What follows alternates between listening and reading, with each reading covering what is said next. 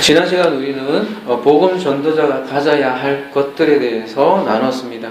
그것은 지팡이, 양식, 배낭, 돈이었습니다. 우리가 흔히 아는 것처럼 아무것도 가지지 않는 것이 아니라 본문 연구를 통해서 오히려 그런 것들을 가져가야 할 것임을 저희들이 알아보았습니다. 업무는 이중부중으로 되어 있다고 했죠. 그래서 꼭 빼놓지 말고 꼭 가져가야 할 것들임을 배웠습니다. 오늘도 그 이어서 빼놓지 말고 꼭 가져가야 할 것들 두 가지를 추가적으로 더 알아보겠습니다. 첫 번째는 구절에 의하면 신발을 신어야 하겠습니다. 신발은 무엇입니까? 로마서 10장 13절에서 15절 함께 보시겠습니다. 로마서 10장 13절에서 15절 보면요.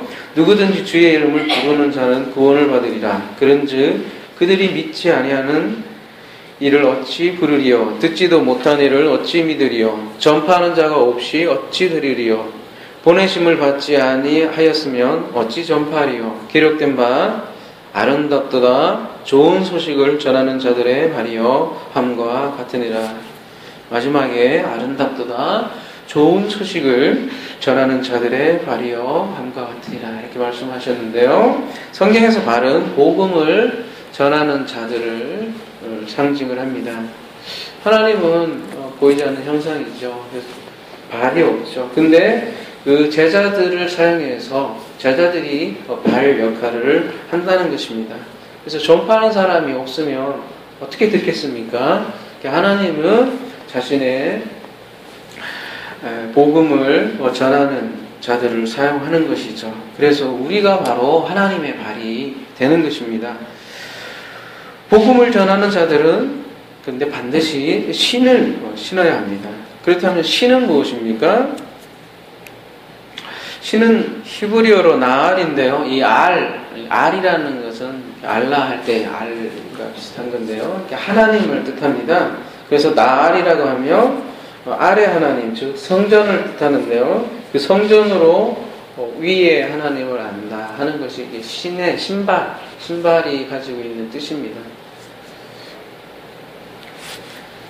발은 복음을 전하는 자들인데 발은 이 신발이 꼭 필요한 것이죠. 신은 발을 보호해요. 그죠? 여러분? 그리고 발들은 그 신으로 진짜 하나님을 전하는 것입니다. 출애굽기 3장 5절에 보면 하나님은 모세에게 내 발에서 신을 벗어라 그렇게 말씀을 하시죠. 그것은 거룩한 땅이니까 더러운 신발을 벗어라 이렇게 저희들이 이해하고 있습니다. 근데 왜 신발이 더럽습니까? 신발은 율법을 상징하기 때문입니다. 너의 아래 하나님, 너의 율법을 벗으라는 말입니다. 말하자면 너의 모든 보이는 기존 하나님의 이미지를 벗어버리라는 것이죠. 너의 우상을 벗어버리고 그럴 때 진리에 대면한다는 뜻입니다. 모세가 본 것이 무엇입니까? 떨기나무에 붙은 불이었습니다. 떨기나무는 무엇을 상징합니까? 떨기나무는 가시나무입니다. 가시나무는 보잘것없는 인간을 뜻하기도 하고요. 그래서 율법적 인간을 뜻합니다. 그래서 성막에 보면 가시나무에다가 금을 씌워서 성전 기구를 삼습니다. 그래서 그 보잘것없는 인간, 율법적인 인간에게 금이라는 것을 씌움으로써 하나님이 사용한다는 것이죠. 그러한 가시나무에 불이 붙습니다. 즉 하나님이 임합니다. 무슨 말입니까? 그러한 신발, 즉 율법적 하나님을 벗어버릴 때 진리의 하나님을 보게 된다는 것이죠. 이때 율법의 신발은 벗고 복음의 신발을 신게 됩니다. 그래서 에베소서는 다음과 같이 표현합니다. 에베소서 6장 15절에 보면요. 평안의 복음이 준비한 것으로 신을 신고 이렇게 되어 있습니다.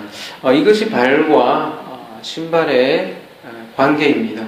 두 번째, 두 가지 옷을 입어야 하겠습니다. 두 가지 옷을 가져가야 하겠습니다. 개역 개정에는 신만 신고 두 벌 옷도 입지 말라 이렇게 되어 있는데요.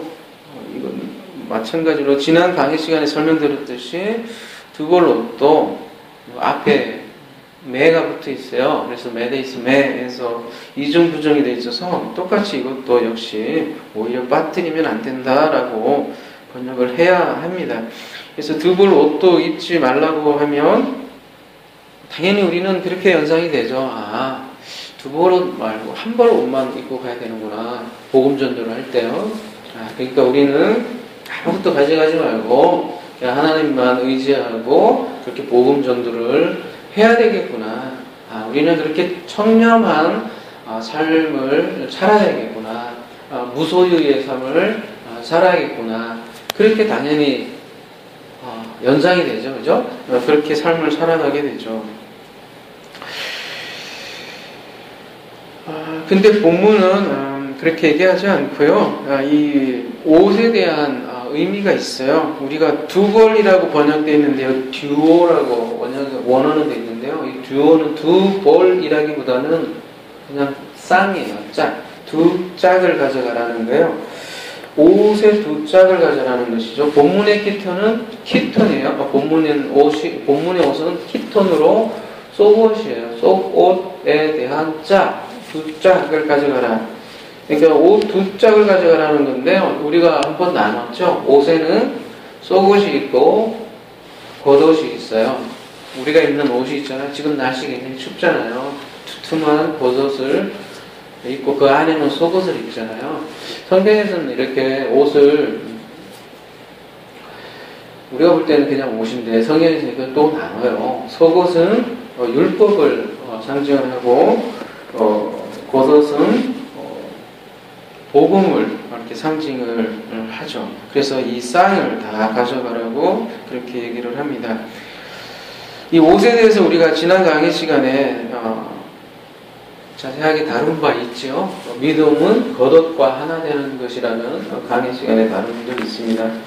그래서 간단히 말씀드리자면 이 옷을 이야기해서 마태복음 5장 40절을 저희들이 꼭 알아야 합니다. 마태복음 5장 40절에 이렇게 되어 있죠. 또 너를 고발하여 속옷을 가지고자 하는 자에게 겉옷까지 가지게 하며, 이 말씀을 해석하는 방법은 두 가지가 있습니다. 문자적인 해석 방법이 있을 거고요. 그죠? 그 다음에 상징적인 해석을 하는 방법이 있을 것입니다. 특별히 산상수훈 같은 경우는요, 문자적으로 해석할 경우요, 아주 곤란한 경우가 많습니다. 이 본문도 그래요. 그죠? 누가 속옷을 달라고 그래요. 그죠? 어떤 변태가 여러분에게 속옷을 달라고 그래요. 그러면 에라, 그냥 옷까지 다 주라는 말, 그런 말이 아니지 않잖아요. 그죠? 누가 오리를 걷게 해요. 그러면 그냥 내 심리를 더 가지 마. 누가 깜짝이를 열보는 왼쪽 뺨을 때려. 그러면 오른발도 돌려주마. 그런 말이 아니고요. 하나하나 어떤 상징을 담고 말씀을 하는 거죠. 그 상징은 뭐냐면, 산상수훈에서의 그 상징은 모두 율법과 복음과의 관계를 이렇게 비유적으로 설명을 해주는 것이죠. 그래서 문자적으로 해석을 따르게 되면 참 묘하게요, 우리가 윤리, 도덕적으로 갈 수밖에 없어요. 그래서 겉옷도 다 주라는 얘기로 들리게 되면, 야, 너희들은 모든 것을 포기하고 다 줘라, 그렇게 되잖아요. 근데 저희들이 이렇게 문자적으로 따르지 않고 상징적으로 가게 되면 전혀 다른 내용이 되게 되죠. 이상하게 문자를 따르게 되면 다른 종교하고 똑같은 내용이 메시지의 결론이 나와요. 청렴하게 살아라, 무소유로 살아라, 좀 성질 죽이고 그렇게 착하게 살아라, 그렇게 되어가는 것이죠. 근데 성경은 늘 예수 그리스도 외에 말씀하지 않는다고 했습니다. 오늘 말씀도 성경에서 이 속옷을 가져가라 이 말씀도 예수 그리스도에 관한 말씀입니다. 다시 한번 말씀드리지만 속옷은 율법, 겉옷은 진리를 뜻합니다. 우리가 옷을 입을 때 우리 속옷부터 입죠, 그죠, 여러분? 그 다음에 겉옷을 입어요. 이런 일반적인 누구나 그렇잖아요. 근데 그래서 속옷부터 입는다는 것은 율법부터 먼저 입고 그 다음에 겉옷, 진리를 입는다는 거예요. 이게 무슨 얘기냐면요, 우리가 구약이 없으면 신약이 없어요. 예수님께서 구약의 내용들을 이루시죠. 그리고 우리에게 먼저 육신을 입고 오신 예수로 오십니다. 그리고 우리 예수님께서 죽고 부활하시고 성령께서 오시죠. 그래서 그 성령께서 우리 예수님께서 말씀하신 부분을 깨닫게 하시고 다시 가르치시죠. 제자들이 예수의 살아생전에는 예수의 말씀을 깨닫지 못합니다. 그러나 진리의 영이 들어가자 그 말씀을 깨달았습니다. 그러니까 이것이 속옷과 겉옷의 관계입니다. 그러니까 율법을 통해 복음을 아는 것이죠. 대부분의 사람들은 처음에는요 이렇게 율법적인 신앙을 합니다. 그것을 속옷 입은 상태라고 해요. 그 속옷은 필요합니다. 꼭 필요해요. 율법을 먼저 가르칠 수밖에 없어요. 근데 그러한 사람에게 꼭 속옷 위에 옷을 주라는 말씀입니다. 그것이 복음 전도자가 해 주어야 할 일인 것입니다. 우리가 예수님을 믿는다고 할 때 여전히 율법적으로 믿을 수가 있어요. 율법은 항상 둘로 쪼개죠. 그래서 하라 하지 말라 이렇게 쪼갭니다. 어떤 것은 정하고 어떤 것은 부정하다 이렇게 되어 있잖아요. 근데 이러한 율법적인 구조를 가지고 있는 사람에게 그 하라와 하지 말라 그렇게 사고를 가지고 있는 사람은 그 율법이 우리를 계속해서 고소한다는 것이에요. 그죠? 우리가 하라 하지 말라. 우리가 계명이 몇 개예요? 613개라고 하는데 생각을 해보십시오. 그것을 다 지키려고 들려고 하면 계속해서 율법이 우리를 고소하게 되는 것이죠. 그러면 나중에 우리가 두 손발 다 들어버리죠. 지킬 수 없구나 다. 그렇게 율법은 고소하는 역할을 합니다. 그러네 그렇게 고발해서 나를 좀 누가 좀 도와주세요. 이렇게 고백할 때 그때 비로소 하나님의 의가 드러난다고 로마서에서는 말씀을 하죠. 우리 힘으로 하는 게 아니구나. 그리고 그 율법이 그 율법 자체 하라 마라의 의미가 있는 것이 아니라 그 안에 담긴 그 하나님의 마음을 알으라고 주신 것이구나 라고 깨닫게 되는 것이죠. 그것이 바로 진리이죠. 그럴 때 복음과 율법이 만나고 복음과 율법이 둘이 아니라 하나로 만나게 되는 것이죠. 그것을 그리스도의 의의 옷을 입었다고 하는 것입니다. 그러니까 그전에는 우리가 자기 의로 신앙생활을 했다면 이제 그리스도의 의로 신앙생활을 하게 된다는 것이죠. 이것이 속옷과 겉옷과의 관계입니다. 그런데 복음전도자가 지금 두 벌 옷을 가지지 말라는 것은 속옷 두 벌 가져가면 안 된다는 것이겠죠. 그렇죠? 속옷만 두 벌 입고 가면 참 민망하죠, 거리에. 그죠? 그런 것과 같은 관계로 속옷과 겉옷 두 쌍, 듀오를 가져가야 된다는 것입니다.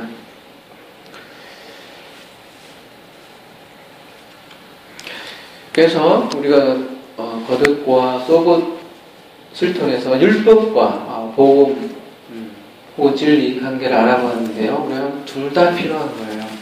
율법을 먼저 우리가 알아야 되고 그 율법을 통해서 반드시 진리 복음으로 나아가야 하겠습니다. 그러면 세 번째, 복음을 우리가 전했습니다. 그죠?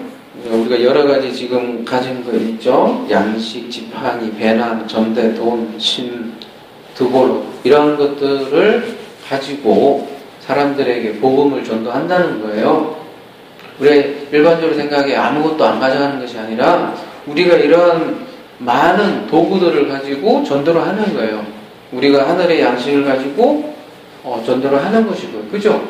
그 다음에 지팡이, 우리가 같이 배웠듯이, 그죠? 예수 그리스도라는 지팡이, 모든 우리 진리라는 이런 도구들을 가지고 복음을 전했습니다. 그런데 복음을 받아들이지 않은 경우 어떻게 하느냐? 그 내용이 10절 이하의 내용이 나옵니다.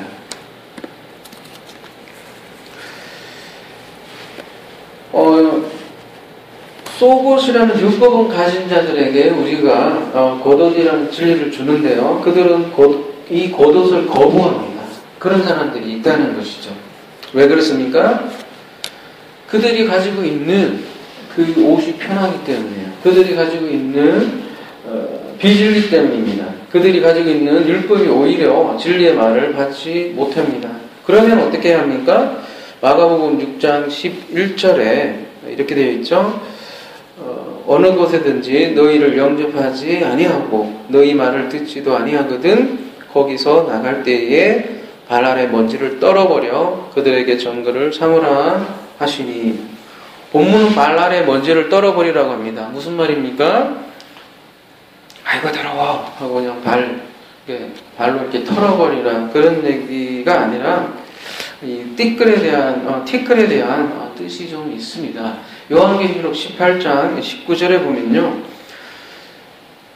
이렇게 되어 있습니다. 티끌을 자기 머리에 뿌리고 울며 애통하여 외쳐 이르되 화이트다 화이트다 이 큰 성이여 바다에서 배 부리는 모든 자들이 너의 보배로 상품으로 취부하였더니 한 시간에 망하였도다 이렇게 되어 있습니다. 이 티끌은 히브리어로 여러분이 많이 듣던 아파르입니다. 신명기 28장 24절에 이렇게 됐습니다. 여호와께서 비 대신 티끌과 모래를 내 땅에 내리시리니 그것들이 하늘에서 내 이에 내려 마침내 너를 멸하리라. 성경에서 비는 그러니까 하늘에서 내리는 말씀을 뜻합니다. 그러니까 하나님은 티끌을 내리시는 분이 아니시죠. 그죠? 그런데 하나님은 항상 비를 내리세요. 비를 내리시는데 그 비를 말씀으로 받지 못하면 그 말씀이 티끌이 되어버립니다. 먼지가 되어버리고, 그것은 비가 은혜요 축복이 되어야 되는데 재앙이 되어버린다는 것입니다. 그런 내용이 성경에서는 많이 나옵니다. 출애굽기 8장 16절 17절에 보면요, 출애굽기 8장 16절 17절에 보면 여호와께서 모세에게 이르시되 아론에게 명령하시기를 내 지팡이를 들어 땅에 티끌을 치라. 그것이 애국 온 땅에 이가 되리라. 그들이 그대로 행할세 아론이 지팡이를 잡고 손을 들어 땅에 티끌을 치매 애국 온 땅에 티끌이 다 이가 되어 사람과 가축이 되오르니. 티끌이 하나님의 지팡이에 의해서 재앙의 역할을 합니다. 그래서 티끌은 그 흙을 뜻하지만 그 의미는 잘못된 말씀입니다. 그러니까 진리를 받지 않는 이유는 그들이 마음속에 이미 다른 말씀이 가득 차 있는 거예요. 그래서 받지를 않아요. 속옷만 입고 있는데도 이것이 충분하다라고 생각하기 때문에 받지 않는 것이죠. 사람은 이 흙으로 만들어졌다고 그랬잖아요. 그죠? 아파를.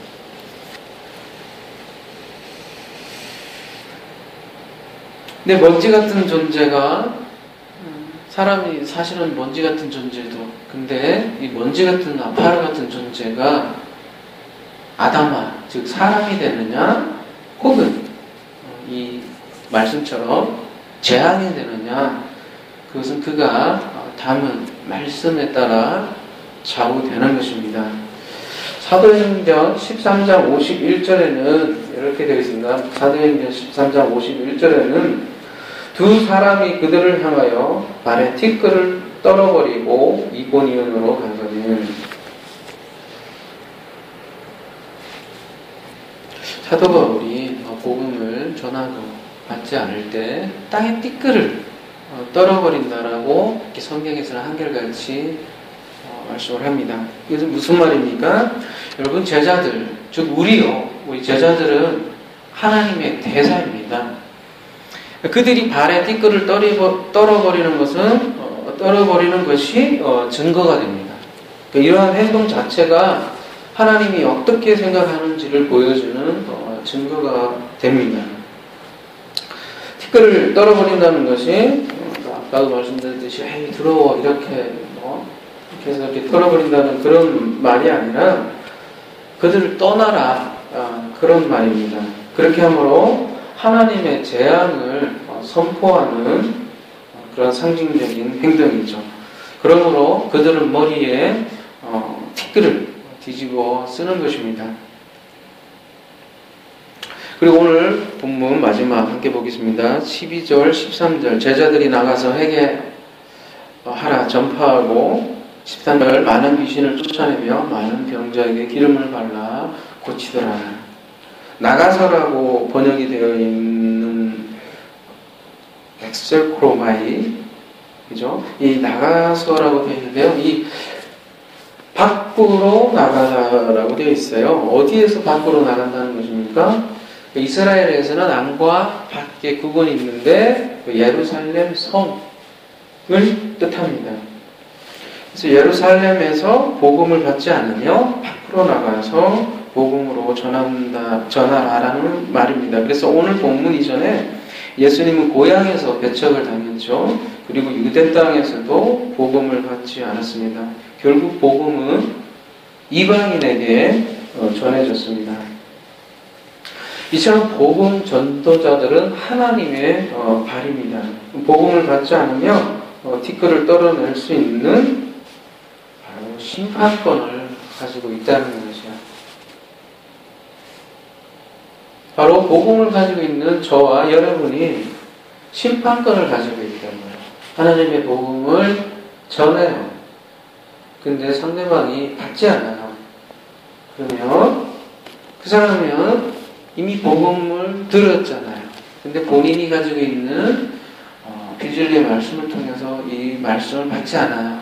그러면 내가 그 사람을 떠나버리면 그 사람은 그 자체로 심판인 거예요. 그러니까 하나님은 복음 전도자를 사용해서 사실은 심판이 주어지는 것이죠. 우리가 심판하면 미래에만 생각하는데, 그죠?